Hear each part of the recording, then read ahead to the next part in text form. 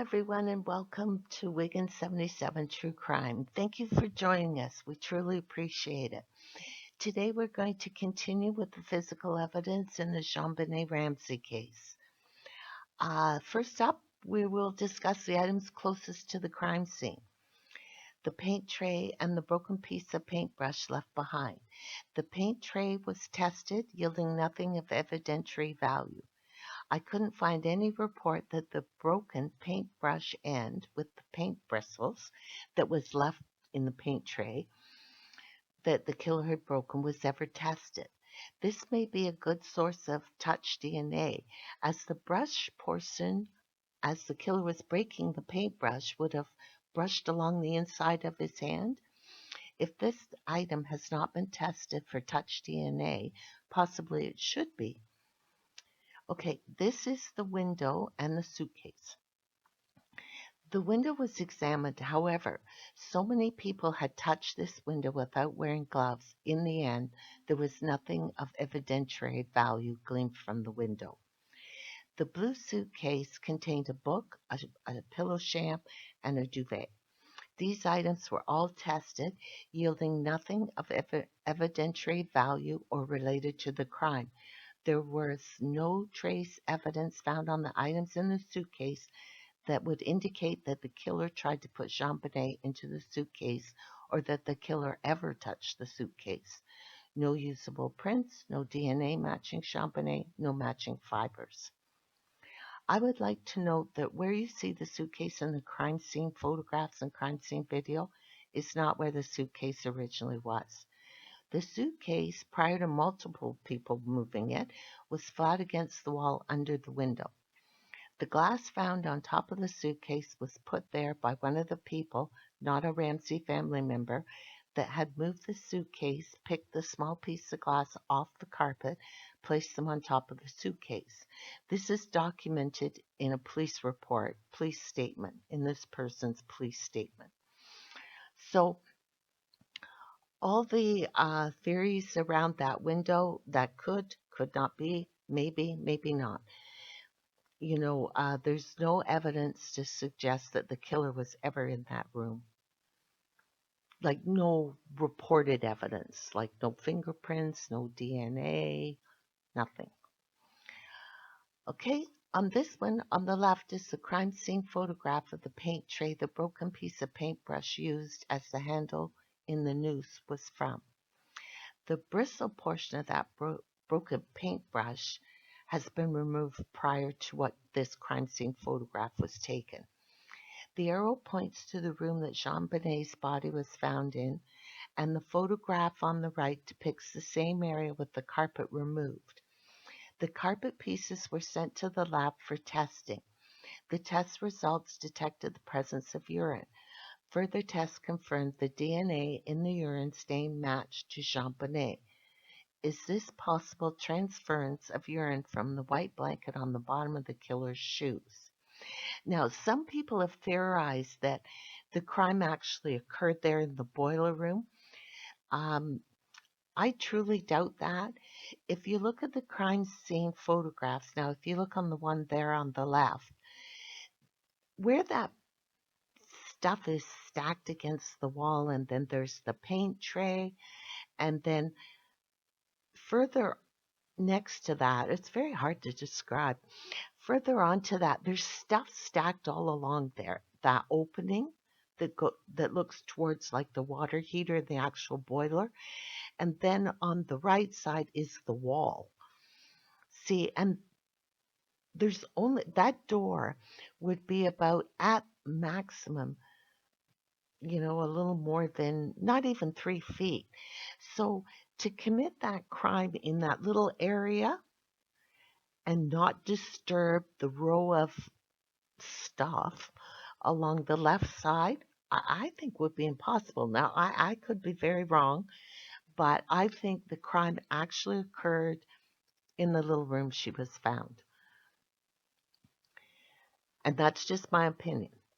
I could very well could be wrong. Okay, this is a photograph of the door of the room JonBenet was found in. At the top of the door in the red circle is the toggle, which was a piece of wood that was screwed into the upper door molding that you move like up and down position to keep the door closed. Otherwise, the door would open on its own. Now, anybody who's lived in an old house will know what that means. They're not, I don't know the proper terms for this, but they tend to swing open a bit on their own, like let's say a quarter of the way, okay? And the doorknob, because it didn't work properly.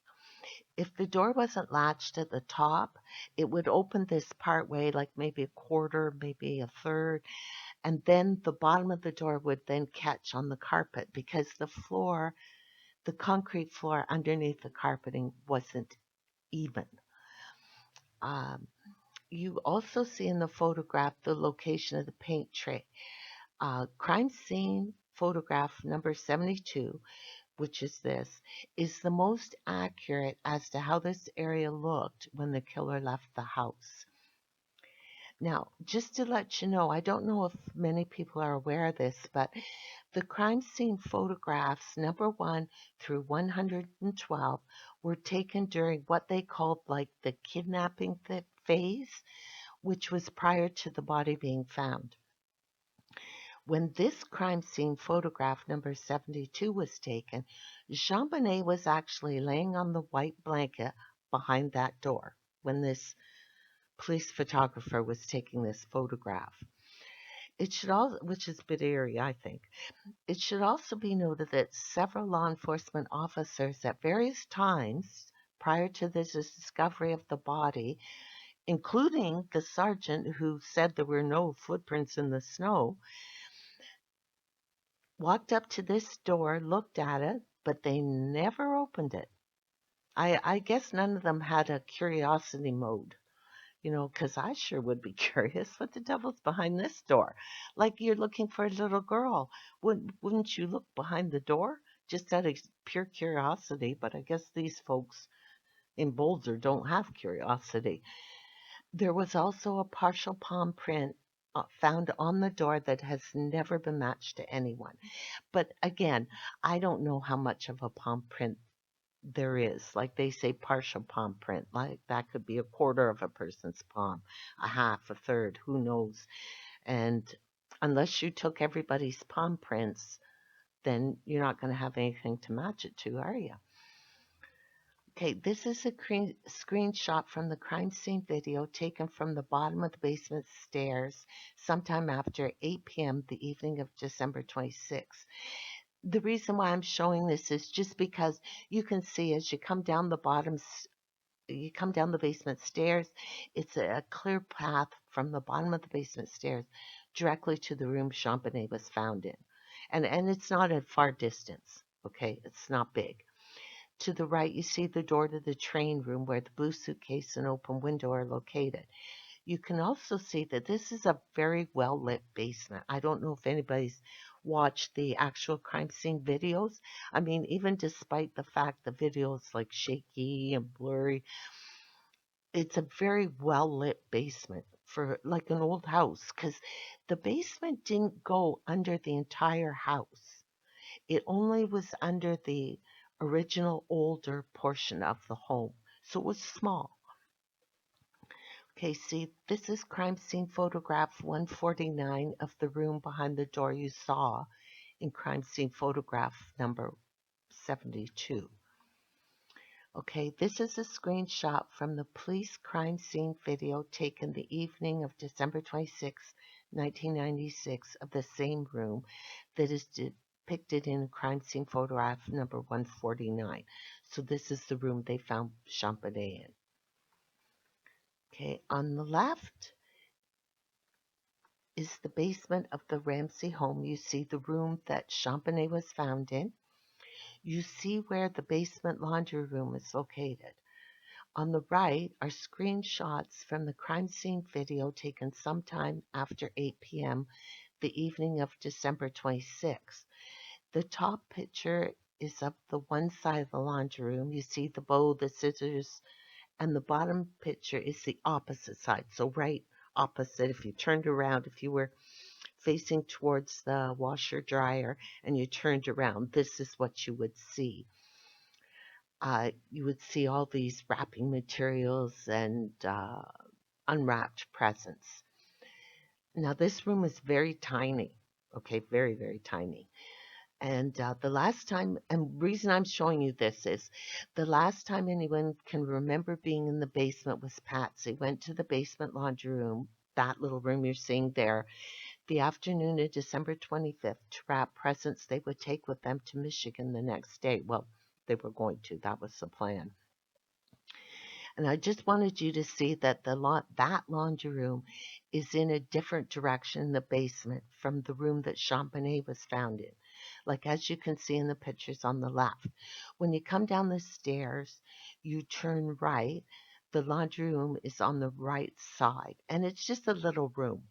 You know, this basement was very, very tiny. Patsy kept the wrapping paper, tape, and such in this room, like you see in the pictures on the right. The last person to have been in the room that JonBenet was found in was a Ramsey family friend who, during the Christmas party held in the Ramsey family home on December 23rd, went into the room that JonBenet was found in to get more wine or liquor. He couldn't remember which he was going to get.